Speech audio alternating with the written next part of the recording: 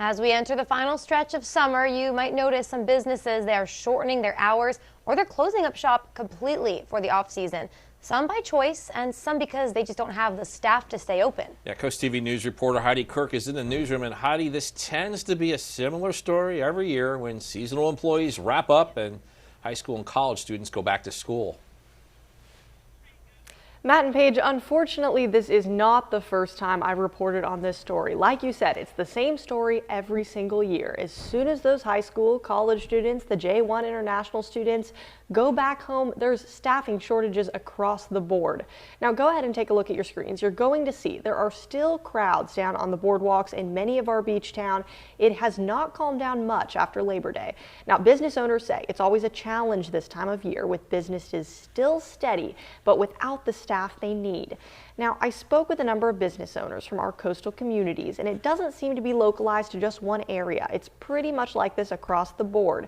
Now, this is interesting. I spoke with one business owner in Bethany Beach who says this is actually the first time in years that she hasn't had a staffing issue, and she says it's a huge weight lifted off her shoulders. Normally it's super hard to find staff that's year-round here because we get a lot of high school and college students, but this year we're very lucky. We have a couple students that are doing online high school, so they're able to come a couple days a week, and then I have some year-rounders.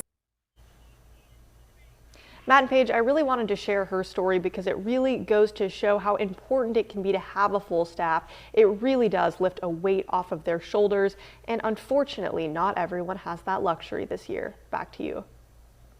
Now, Heidi, you spoke with the Rehoboth Beach, Dewey Beach Chamber of Commerce, and they say the lack of workforce housing continues to be a big reason.